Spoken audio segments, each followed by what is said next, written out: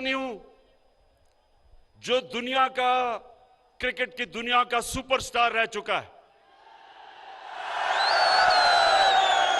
कहने का मतलब ये मानसेरा, और मैं खास तौर पे देखें, मैं नौजवानों से खास तौर पे मुखातिब इसलिए हूं कि मेरे नौजवानों, आप पाकिस्तान का मुस्तकबिल हो। आपको मैं अपने तजर्बे से मैं ये सिखाना चाहता हूं कि सही रास्ता कौन सा है, आपकी अजमत का रास्ता कौन सा है और आपकी तबाही का रास्ता कौन सा है। नौजवानों, जब आप नमाज पढ़ते हैं, आप जब अल्लाह के सामने 5 वक्त दिन में झुकते हैं तो क्या मांगते हैं? क्या मांगते हैं अल्लाह से?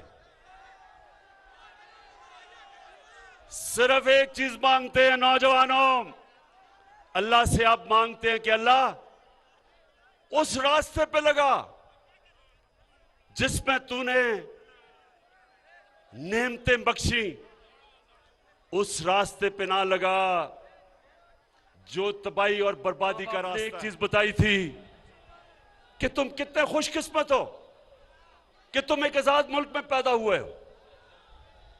तुम सर उठा के फिर सकते हो एक आजाद मुल्क में।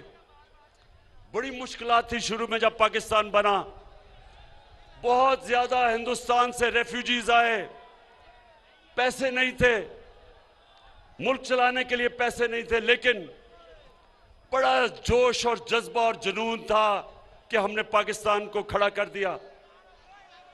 तो मैंने ये कभी बात नहीं भूली मेरे नौजवानों कि मुझे बड़ी तकलीफ होती थी जैसे हमारे मुल्क में हमने बाहर के मुल्कों की गुलामी शुरू कर दी। हमारे ऐसे लीडर आ गए जिन्होंने यहां से पैसा चोरी कर करके बाहर भेजा, और जिन मुल्कों में इनका पैसा पड़ा था चोरी का, उन मुल्क के गुलाम बन गए। हमारे मुल्क में 2008 से 2018 तक हम जिस मुल्क के लिए जंग लड़ रहे थे, अमेरिका के लिए, हमारे लोग मर रहे थे उस जंग में, 80,000 पाकिस्तानी मरे। लेकिन उसी जिसके लिए जंग लड़ रहे थे उसने 400 ड्रोन हमले किए हमारे मुल्क के ऊपर। और ये जो 3 चूहे में से 2 चूहे तब सरबराह थे।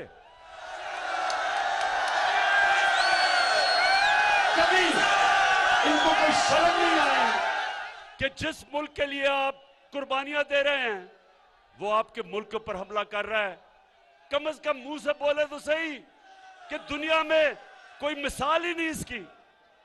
लेकिन जो अपनी दौलत के गुलाम हो, जिन्होंने चोरी करके पैसा मगरबी बैंकों में और ऑफशोर अकाउंट्स में रखा था, उनके अंदर कभी जुर्रत नहीं आई और एक दफा उन्होंने मजम्मत की। कितनी हुकूमतें आई, 57 मुसलमान मुल्क हैं, लेकिन उसने पाकिस्तान और मेरे से वो काम लिया कि यूनाइटेड नेशंस के अंदर हमने जाके रेजोल्यूशन पास की कि जो इस्लाम के खिलाफ, जो हमारे नबी सल्लल्लाहु अलैहि वसल्लम की शान में गुस्ताखी करते थे, हमारी हुकूमत ने जाके यूएन में कहा है कि ये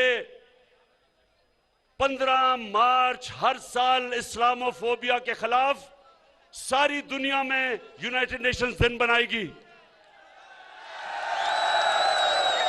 और ये जब तक हमें तकलीफ दी जाती थी, आजादी राय के नाम पे, फ्रीडम ऑफ एक्सप्रेशन के नाम पे हमारे नबी सल्लल्लाहु अलैहि वसल्लम की शान में गुस्ताखी की जाती थी, अब यूनाइटेड नेशंस यानी सारी दुनिया की कम्युनिटी ने यह फैसला किया है कि आजादी राय के पीछे छुप के आप 1.5 अरब मुसलमानों को तकलीफ नहीं पहुंचा सकते।